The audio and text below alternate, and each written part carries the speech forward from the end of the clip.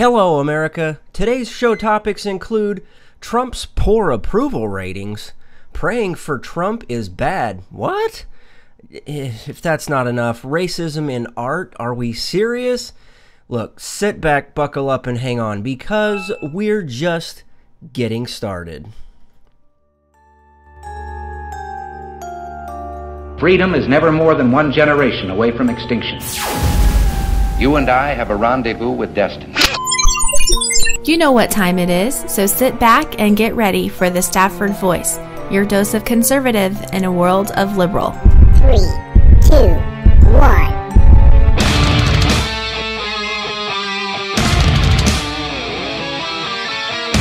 Hey, how you doing?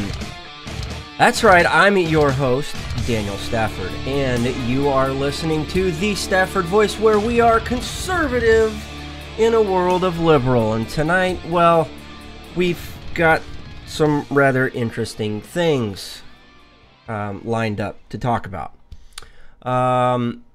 So, yeah, but before we get started, I want to remind you there are many ways to listen, so go ahead, set this channel as a favorite, whatever you have to do so you don't get left behind, because if for some strange, crazy reason you do miss the show, you will be able to catch the replay. So just sit tight. There's no need to panic at all, because, hey, I've got you.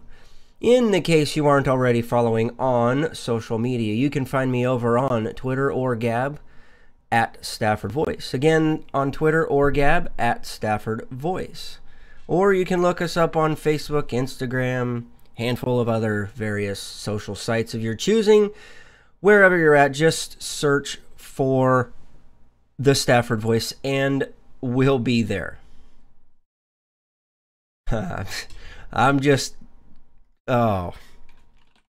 You guys over in the YouTube chat, you guys need to... Refill, I'm talking to you, buddy. You need to, like, calm down. He's feeling mischievous AF tonight. He says he'll try not to raise too much hell tonight. Maybe just a little heck. I don't know. Maybe somebody needs to take the guy's bottle away from him. I don't know. Kentucky Ron, what is up, buddy? Hope that you guys had a fantastic weekend and the rest of your week last week as well. Too much Mountain Dew. Boy, you need to calm down. Hey, okay, Refill. I had a friend of mine. Some of you guys know him on Twitters. What is... I can't keep up with what he calls himself now. Okay, he's at Double Chunk. He used to be Protopotamus, now he's Double Chunk. He shared with me a bottle of Mountain Dew's Dew SA. They mix up 3 different flavors. It's the Voltage, which is the blue, the Code Red, which is red, and it's the... What's the white one? What's the racist Mountain Dew? Is it Whiteout? Whiteout. Maybe it is Whiteout. It's racist. We all know that. Whatever. What? We can't have white things or nice things. White thing, whatever. We can't. Okay, anyway. So Mountain Dew, they mixed all of them together. They've got this thing called Dew SA. It looks purple. It's fantastic. Tastes, oh, I gotta find myself a case of it. It's good, but not so I can down them all at once, like apparently Refill has done today. Okay. Anyway, where were we? Oh yeah, we got to start this thing. Okay. Let's see. He's drinking a Mountain Dew Green Label crafted key. That's a good one. I like that one. But I will say I like the white label one, the citrus one. I like that one. The green apple kiwi one was a little too sweet for my taste. But, hey, I'm not going to lie. I enjoyed all of them. The black one, the white one, the green one. Anyway. So, yeah, I like Mountain Dew. I like Mr. Pibb. I do like Mr. Pibb. That's probably my... I do like Mr. Pibb. I've kind of been on a Sprite kick lately. Sprite's good.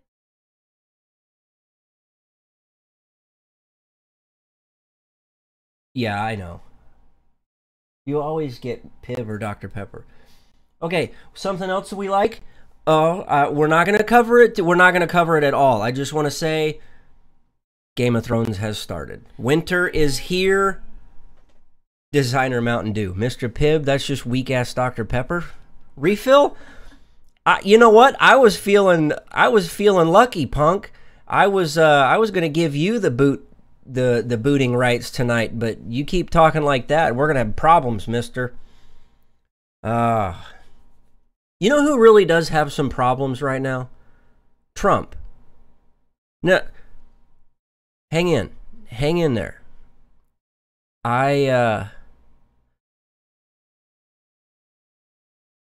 Let me explain.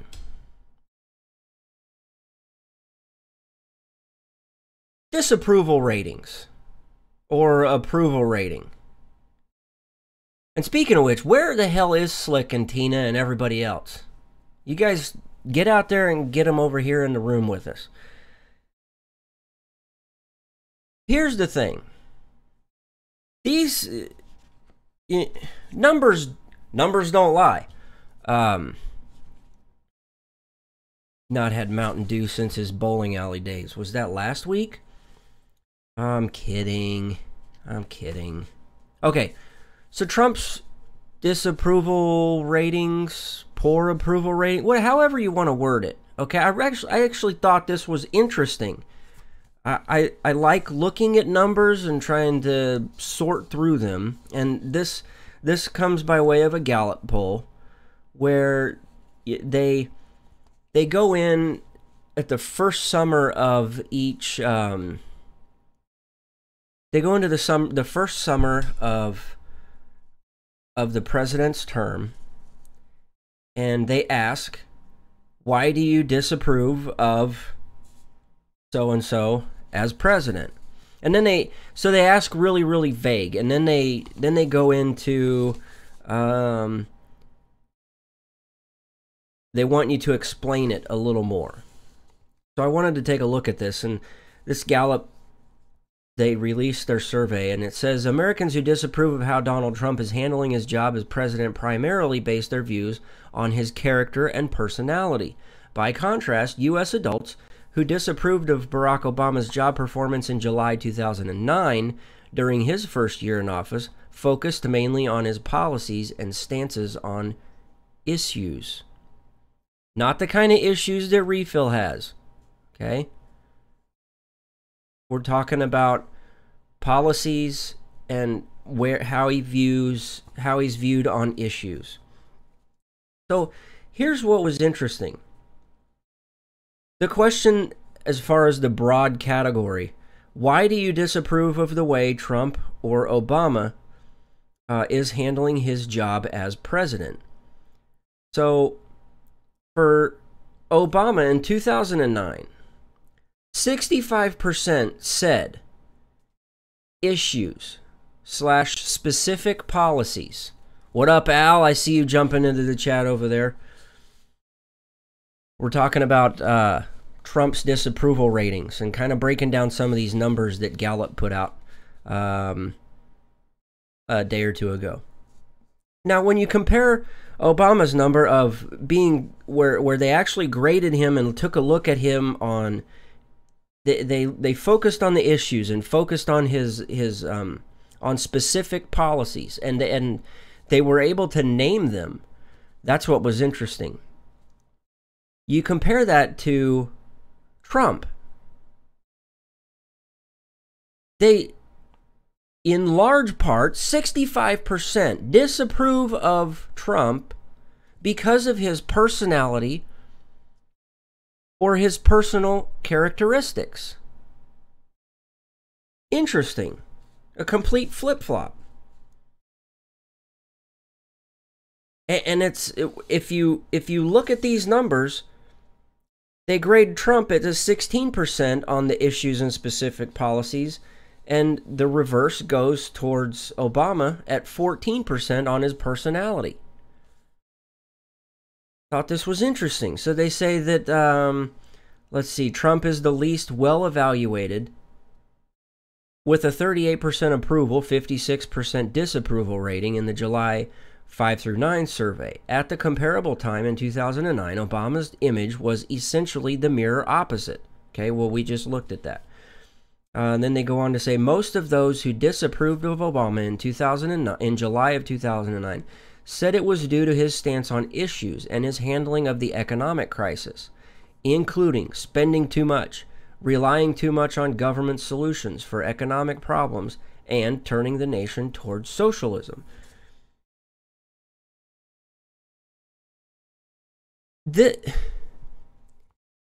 And look, when it comes time to elections, a lot of the times these polls are wrong,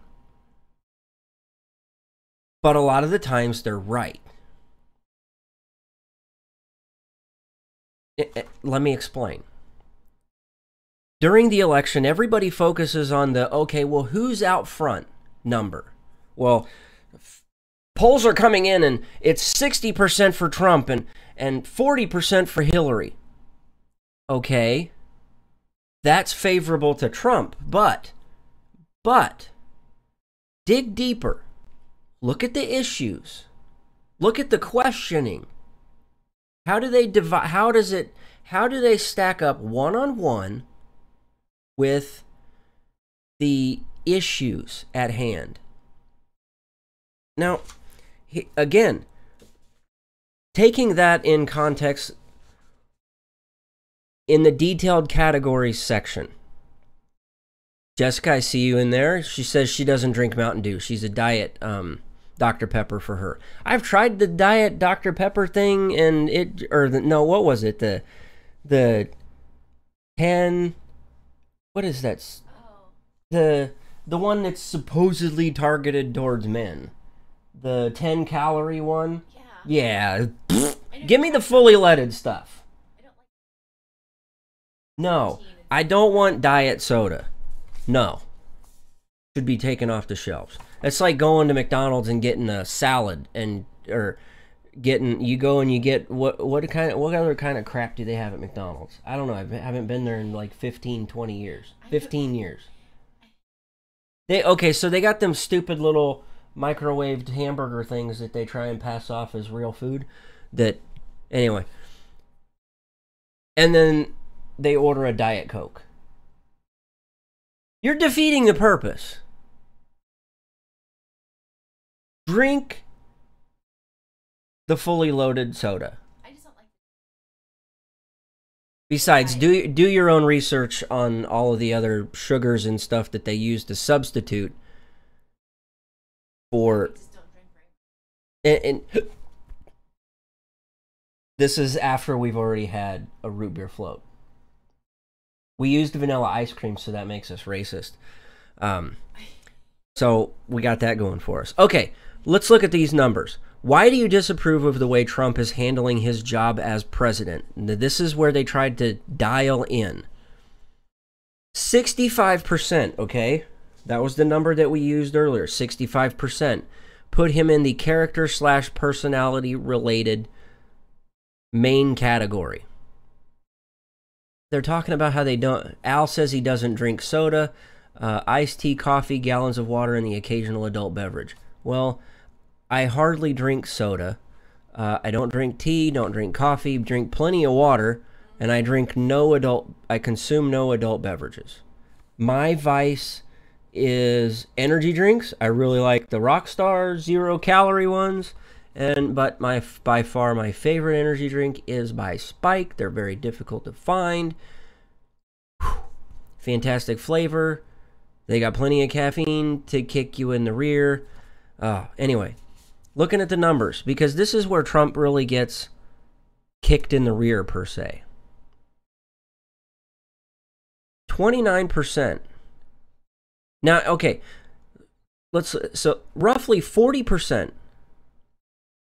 So, over half of those people, of the 65%, over half put him in two separate subcategories, these detailed categories.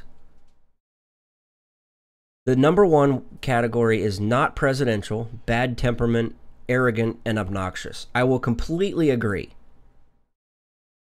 I don't think he's very presidential, but I think that plays into his favor. And Al, look, I don't like to defend the guy. I would rather hold his feet to the fire on what he says and what he does. But some people make it difficult.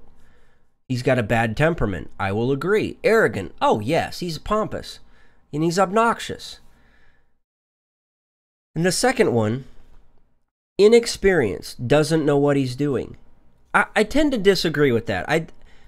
He's inexperienced because he's never been he's never held an elected office position. Never been elected to anything.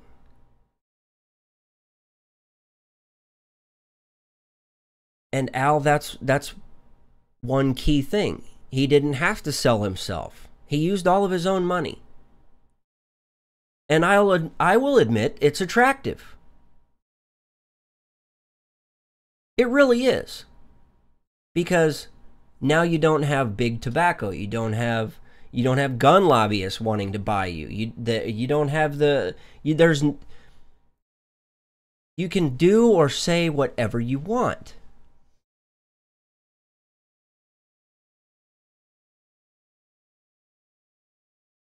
But that doesn't know what he's doing. I think he's very strategic in what he does. Very, very strategic. And especially the way he uses Twitter. I think he's highly, highly intelligent on using Twitter. Do I think it's the right thing to do? No, not all the time. But Twitter, using social media, is the town square of today, of the 21st century.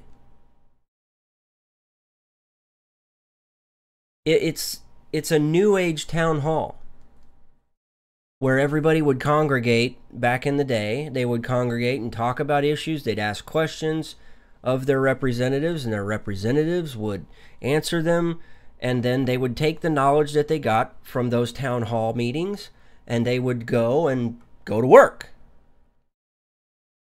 But that's not how things are working today, and I think we need to go back to that. We need more of a representative than we do someone that's just elected and is working for re-election.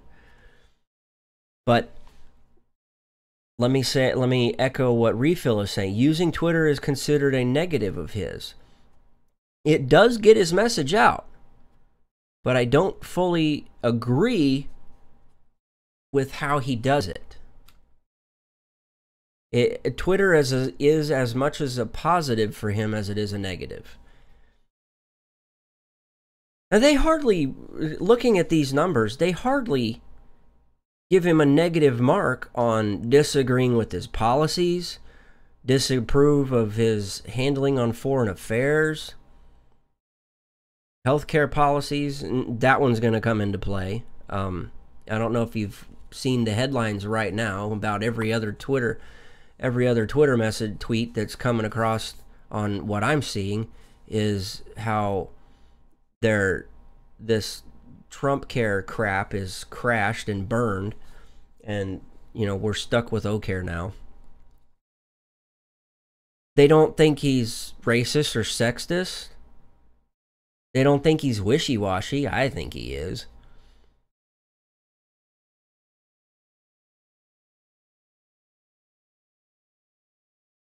But these numbers are telling. And if you go back and you look at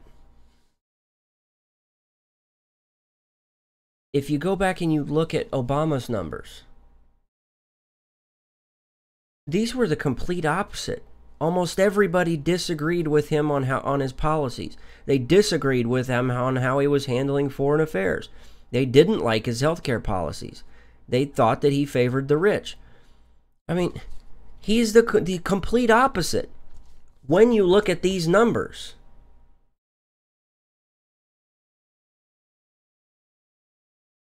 Now, he had his hopes high, talking about the wall, talking about how we're going to get rid of Obamacare and we're going to make it better. I mean, we're going to make everything better again, whatever the hell that means.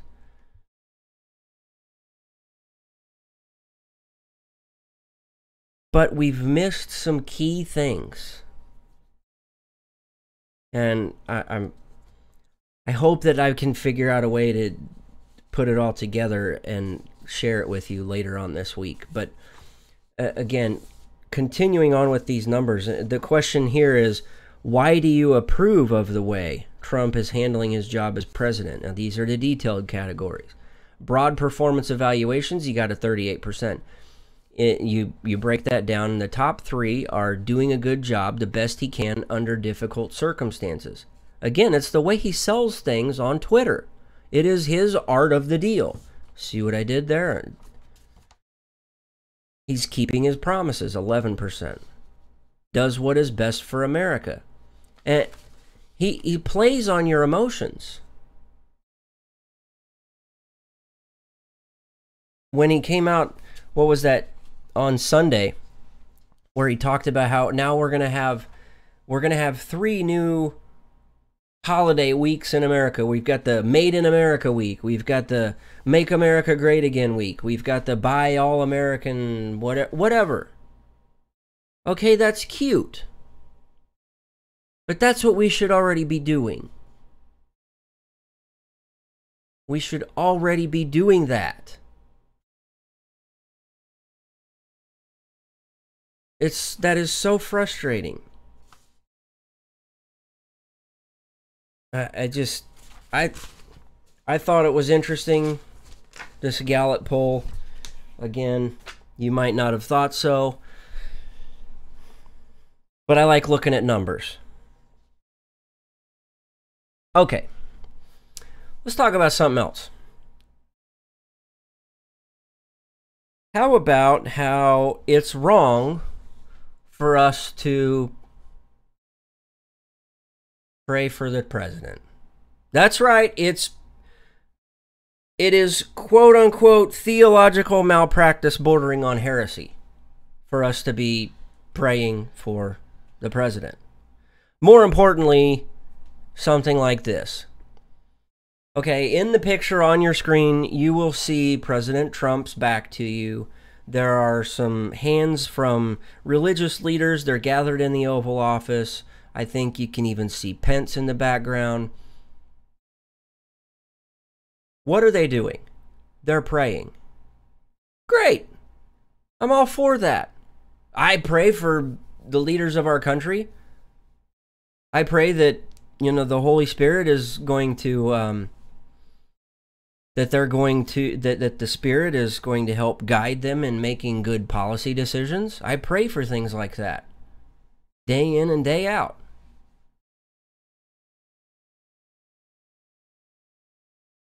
But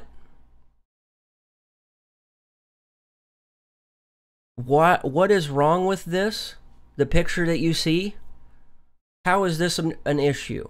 Well, here we go. The North Carolina NAACP President Reverend William Barber II called the prayer, quote-unquote, theological malpractice bordering on heresy. Here's his quote. It is a form of theological malpractice that borders on heresy when you can pray, P-R-A-Y, he makes sure to spell it out, for a president and others when they are P-R-E-Y, preying on the most vulnerable. You're violating the most sacred principles of religion. Excuse me? Violating the sacred principles of... I don't think this reverend fully understands Scripture very well. I think the whole idea is to be praying for anybody in any type of situation, you know, that whole love thy neighbor type thing, well, the North Carolina Republican Party was pretty upset.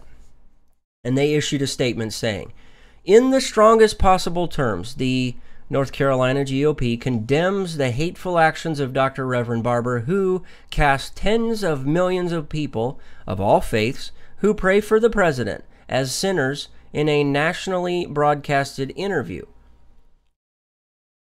Now, that was the North Carolina GOP chairman, Robin Hayes, and continues on saying, as a pastor in North Carolina, Reverend Dr. Barber has crossed the line this time.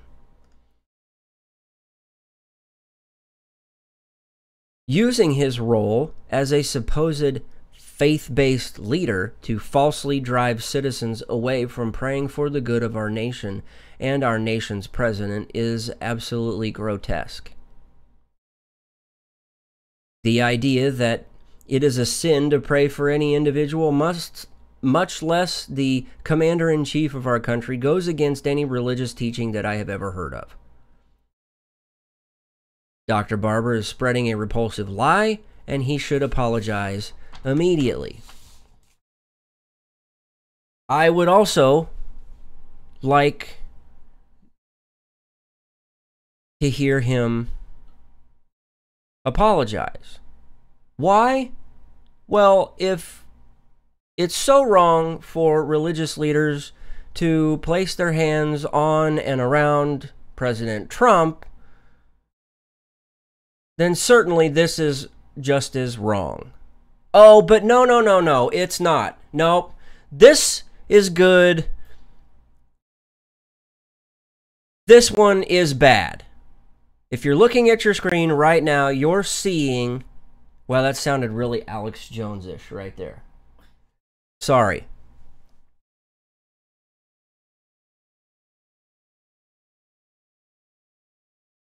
What you see on your screen, again, is the first image, where the hands of religious leaders are on and around him, and they're praying for him. How about this picture? The picture of President Obama with religious leaders placing their hands on him and around him, praying for him. Now, if you remember back then, everybody was all up in arms. Everybody is anointing him. Oh, it's so bad. Oh, where the hell was Dr. Barber then wanting to condemn acts like this? Oh, that's wrong. It doesn't fit his agenda. He's a race baiter. Just like Reverend Al Sharptongue.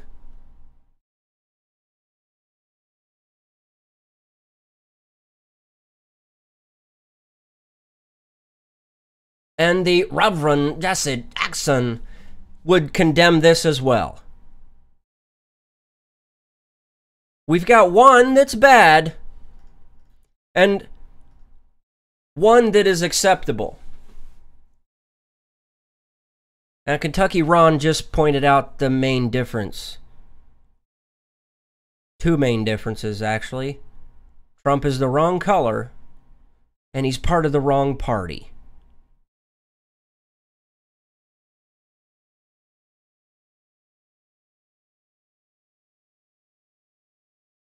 Now, Refill, I don't have my scriptures out in front of me, but I'm going to have to ask you to elaborate in the chat a little bit more about what you're referring to in 1 Timothy. I don't have scriptures handy to pull it up and take a look. But what's good for the goose is good for the gander. Every religious leader that placed their hands on Obama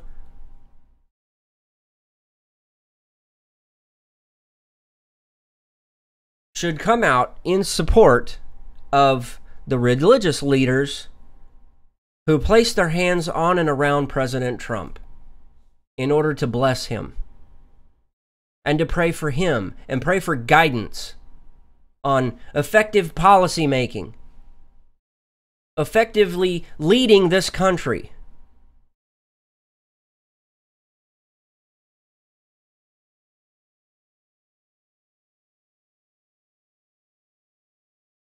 somebody is extremely confused here, and I don't think it's myself. I think it's Reverend What's-His-Nuts. Which one are we supposed to be looking at? 1 Timothy 2, for kings, I exhort therefore that first of all supplications, prayers, intercessions, and giving of thanks be made for all men, for kings and for all that are in authority, that we may lead a quiet and peaceable life in all godliness and honesty. This is good and acceptable in the sight of God our Savior. Okay, yes, completely agree with that. That completely puts this entire thing into context.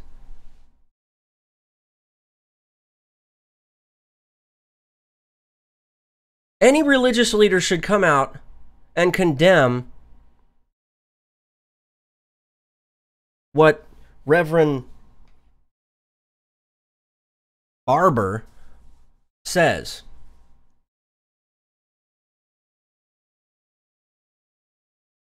Because obviously he's missing a few pages out of his Bible.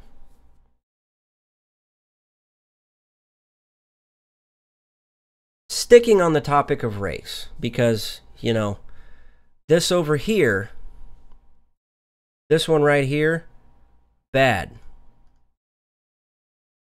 This one right here, good. This one right here, bad. Wait, what? You changed the pictures on us. That's right. Yes.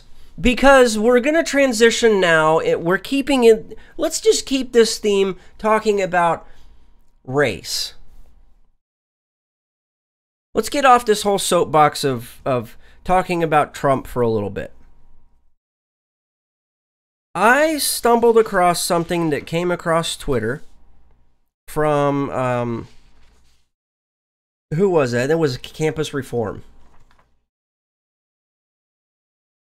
Campus Reform kind of targets, obviously, conservatives at college universities on campus.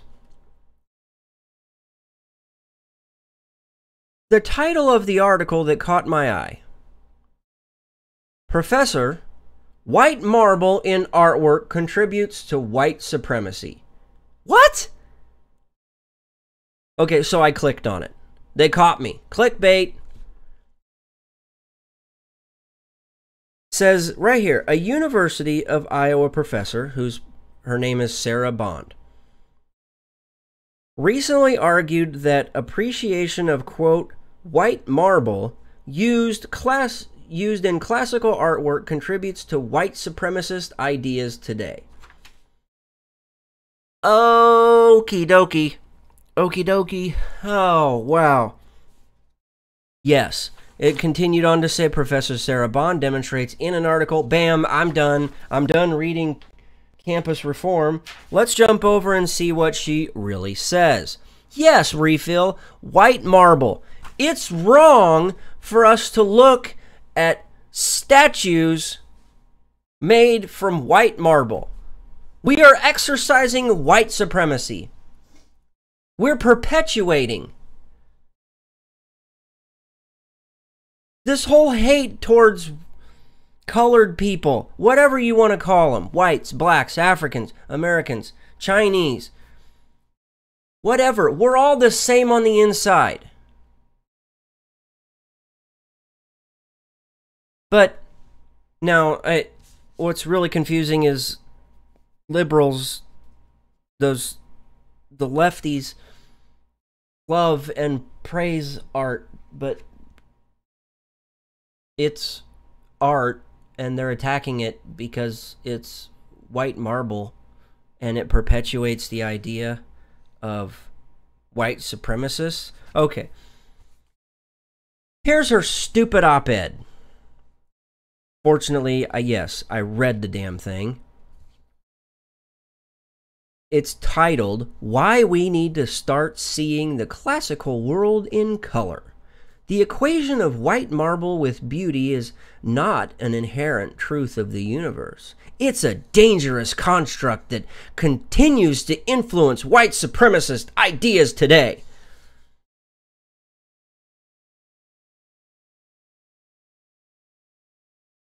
Yes, Ron. Hashtag Black Marble Matters.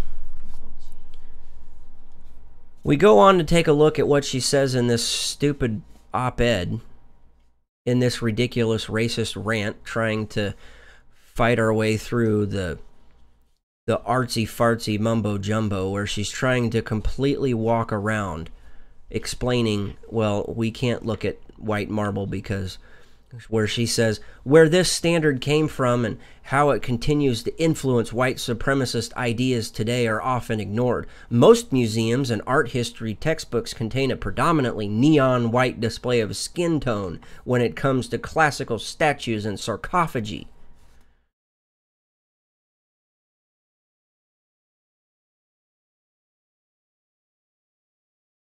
Look, I have, we've been to a handful of art exhibits. We've seen a handful of marble statues and pictures of things that are carved out of marble. We've seen plenty of paintings and frescoes and all kinds of stuff. I mean, we're kind of weird like that. We enjoy going to a museum. It's a great history lesson. And as a matter of fact, we've got, what, how many trips do we got, how many things do we got lined up for this summer? 2 at least? At least 2. We're going to go look at a mummy exhibit, and then we're going to go through a local museum. Oh, yeah, the Depression era photographer. That's going to be great. Okay. So, I tried to go through this with an open mind, but every paragraph has some sort of hate towards whites in it. But she says right here, one of the most influential art historians of the era was Johann Joachim Winckelmann. He produced 2 volumes recounting the history of ancient art from 1764, which were widely read and came to form a foundation for the modern field of art history. These books celebrate the whiteness of classical statuary and cast the Apollo of the Belvedere, which this happens to be a picture of that carving. What you see on your screen is the Apollo of the Belvedere. A Roman marble copy of a Hellenistic bronze original as the quintessence of beauty. Now, historian Nell Irvin Painter writes in her book, The History of White People, that Winckelmann was a Eurocentrist who deprecated people of other nationalities like the Chinese or the Kalmaic. Goes over to say, the ties between barbarism and color, civility and whiteness would endure, not to mention Winckelmann's pronounced preference for sculptures of gleaming white men over women, regardless of his own sexual identity. Now we have to question the guy's sexual preference, because it's not enough we couldn't make our own argument that white marble is racist. Now we have to throw in the whole gender thing and sexual identity. Regardless of his own sexual identity, which may have been expressed in his preference, in this preference, Winckelmann's gender bias would go on to have an impact on white male supremacists who saw themselves as upholding an ideal.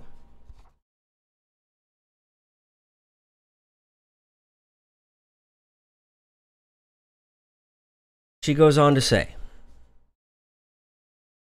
as classicist Christopher B. Krebs wrote in A Most Dangerous Book, his work on the Third Reich's manipulation of the classical author Tacitus, quote, throughout the 19th century, scientists would scour far and wide, mismeasuring human anatomy. The more data that was compiled, the less significant the result became. Where science failed, prejudice stepped in, and observation yielded to opinion. Unquote. This prejudice was seen particularly in the diagramming of beauty within anatomical textbooks of the 19th and early 20th centuries. The son of a famous botanist, Matthias Marie Duval, developed numerous anatomical models that were broadly used in medical schools and perpetuated ideas of whiteness that never existed in the ancient world. They were derived from examples of classical sculpture, particularly, you guessed it, the Apollo Belvedere. Apparently, Professor Bond, at some point early on in her life, had to write a paper. Using her notes about the Apollo Belvedere. She got an F. Her mom told her never to trust a monkey. Sorry, that if you know what I'm talking about, you'll get it. Anyway, she had to write she probably at one point in her life had to write a paper about the Apollo Belvedere, and she got a bad grade, and now she holds so much contempt to this statue.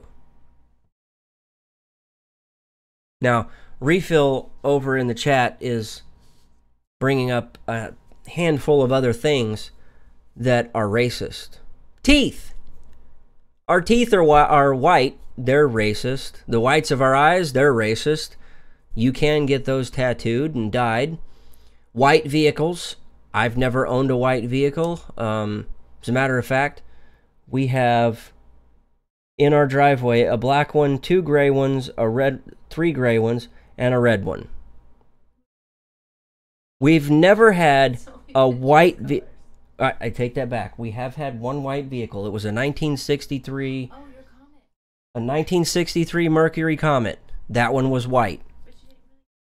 Never got to drive it. My first job was to my mother did not want me to drive a 3 on the tree. She wanted me to switch it over to an automatic. They provided all of the parts. I was supposed to do all of the work. Then we ran into a snag trying to get steering columns to fit. At the time, I was only 15. It was way above my level.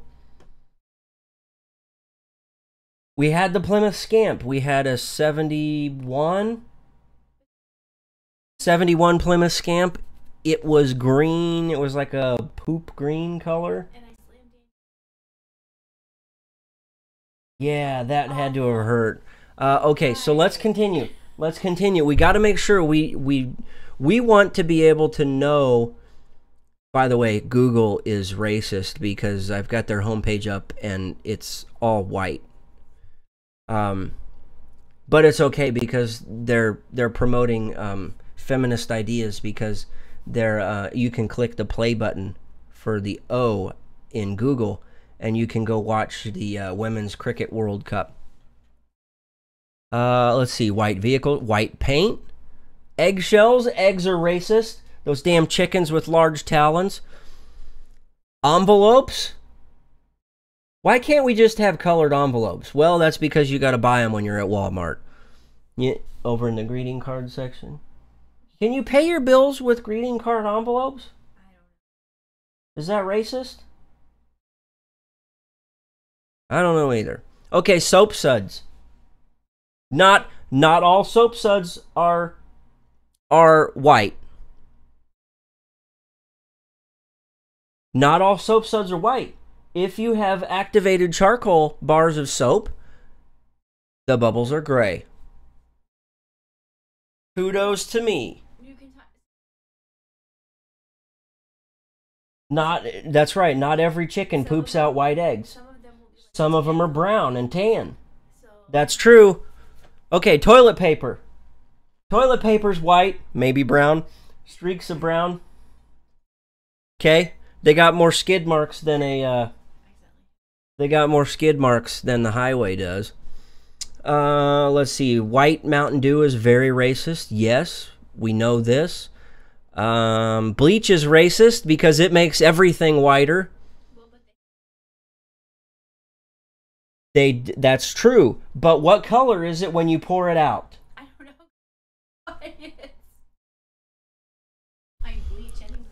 the background of this YouTube chat is white. Yes, it's very racist. It's so true. Okay, so as you can see, we can point out so many other things that are white, and say that they're racist. Does it make it true? No. Why must everything... When are we going to grow up? When are people going to just finally grow up in relation to things? What do we have to do? I don't know. Throwing my hands up. And yes, Ron, especially if you eat a box of if you eat a box of Captain Crunch All-Berries, your toilet paper will not come back white. It will be multicolor. Browns and greens and blues. Oh my. Okay.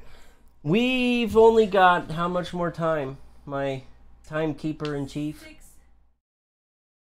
We have 5 minutes. We got 5 minutes. Yeah, you know, because in refilled, that's a great point. Toilet paper learns diversity through its life cycle. We could learn a lot from toilet paper. Very true. Very, very true. I don't know if I want. It's a good thing toilet paper is not brown. It's like trying to wipe your ass in the middle of the dark without a flashlight. You never know if you're quite done, if you know what I mean. Shall we continue? Shall we move on to the final topic of the night? Yes. The final topic of the night is an update on the VA. Okay, so what's the update? The director and chief of staff of the VA hospital in Manchester, New Hampshire, which, where was it?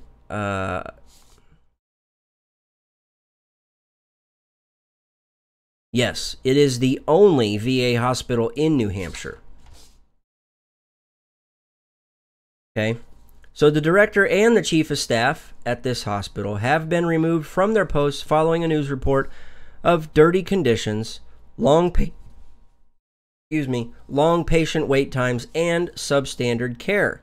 So, the Department of Veterans Affairs Secretary David Shulkin. I can't say that 5 times fast if it had to save my life. Refill's on a roll. We got to give that man some more Mountain Dew. He says, so in summary, Sarah Bond is trying to cash in on this white guilt trend. Yes, she's cashing in her bonds. That was a good one. I like that. Okay, so now that Shulkin has the authority, a group of 11 whistleblowers, including some physicians and other medical personnel, contacted the federal government and the Boston Globe with complaints of dangerous conditions, according to the Boston Globe newspaper on Sunday. In addition to removing the top 2 officials at the hospital, Shulkin called for a, quote, top-to-bottom review of the hospital starting Monday, which is today. In a written statement, he says, quote, these are serious allegations, and we want our veterans and our staff to have confidence in the care we're providing. I have been clear about the importance of transparency, accountability, and rapidly fixing any and all problems brought to our attention, and we will do so immediately with these allegations. Now, according to VA documents from December, the Manchester VA Medical Center, the only VA hospital in New Hampshire, was given 4 stars on a 5-star rating system that compared VA hospitals nationwide. However, flies infested one of the 4 operating rooms at the hospital. That's disgusting, which had to be shut down. Good. According to the Globe report, the Veterans Choice Program, which allows patients to seek care in the private sector, quote, has broken down. There, the report said, and thousands of veterans have been unable to schedule appointments. We really... This is just one small piece at how bad we're failing. We have how many different areas of responsibility, and we fail on so many different levels. We can't even care for our veterans, the very ones that have laid their life on the line. Men, women, old, young, it doesn't matter. They can't even go for a standard checkup. No wellness visits because it takes forever. In New Hampshire, they have one VA. One. Why is it so damn difficult to fix this? Oh, that's because bureaucracy always gets in the way. We have got to rein in what is happening in Washington. We have to. It is getting ridiculous. If we continue, we are in the middle of watching our own train wreck. And all we're doing is hitting the gas and going farther down the tracks instead of ripping on that emergency brake and trying to stop. And Ron, I completely agree. Unions are a big part to blame. We do not need unions anymore. It's organized crime. It really is. It's organized crime. When you really boil it down, that's all it is. Unions get in the way of so much. Right here in Kansas, the teacher union is battling the state government. I think they have allocated, let's see, 8 and 4 is 12. So, for instance, I'm using round figures. Governor Sam Brownback of Kansas cut some funding for education. What he really did was, instead of saying, okay, we're going to spend $1 billion, we're only going to spend $900 trillion. Last year we allocated 700 billion. We're projecting $1 trillion. I'm going to cut 100 million off of that, or billion off of that. Now we're only going to do 900 billion. That's a cut in the eyes of government officials.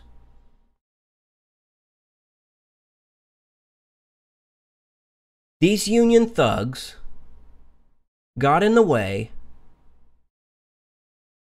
and got a panel of 3 judges in Wichita to go to him and say, you're not spending enough on these kids. In Kansas, they spend roughly $12,000 per student.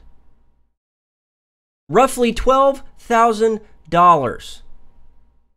Of that $12,000, you know how much actually gets spent on the pupil? On the student. $4,000. Well, that leaves $8,000 left. You know where that goes? It goes to the teacher pensions. It goes to teacher unions. Yeah, an exaggeration? No, it's not. It's organized crime.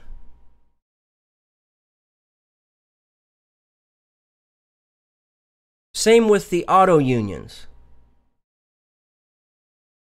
We're not even going to get into that. Whole different show, whole different topic. But the sound that we just heard says that's all we have for this week. God willing, the Stafford Voice will be back next week. You can follow me on Twitter or Gab at Stafford Voice. You can look me up on Facebook or Instagram by searching for the Stafford Voice.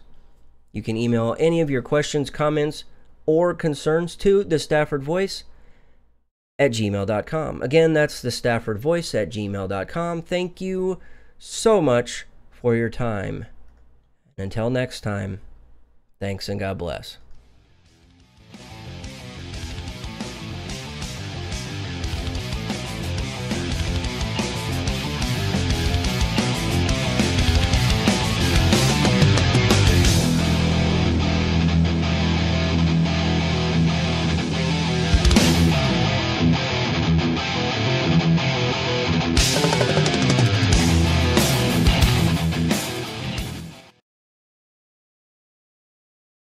Okay, guys, the portion of the cast is over tonight. He got both of us tonight. What? Hope you will all check out Food Bar Wednesday nights at 7 p.m. Eastern, 6 p.m. Central. That's right. I gotta get better at promoting you guys and your shows. Oh, I suck. I need promos to run. What is your outro music? That would be none other than Dream Theater. The fantastic musical geniuses of Dream Theater. Let's see. I see Jessica. She popped in, said good show. Which would be our daughter. She is almost ready to pop. Almost. You guys got to pray for her. She's struggling. She's got to get. We got to get baby Gavin out of there. It's rough right now for her. I mean, we've only got what, like 2 more weeks, 2.5 weeks until his due date. So we were thinking it was going to be this week. She's already dropped her mucus plug, right? Dropped the mucus plug, which means usually that it's any day now. Let me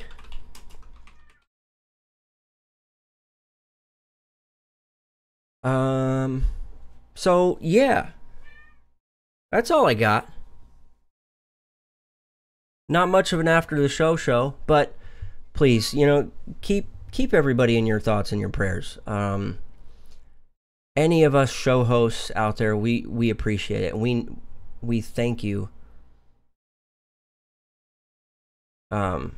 We thank you for all of your guys' encouragement and your blessings all the time whenever you tweet to us and you retweet us and you like our tweets and anything that you do over on Facebook. It really does help. Every little bit helps. I don't know if you guys really know how much it does, but it really does. But without further ado, don't pray for Trump. Yeah, apparently we can't pray for Trump anymore. I'm going to continue. I'm going to be the Daniel. Get it? I'm going to be the Daniel that got in trouble for praying. And if anybody thinks that they're man enough or woman enough, if they think they can throw me in a lion's den, not only will I come out unscathed, there's gonna be hell to pay. I guarantee it.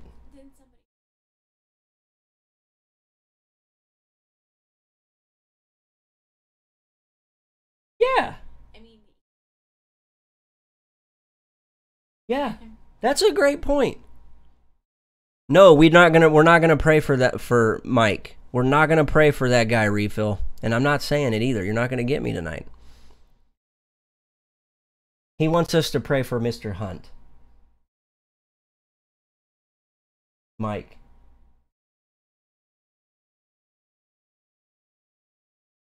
If you say his first name and his last name, it sounds really bad. I'm not doing it. Aww. Daniel says hi. We said hi.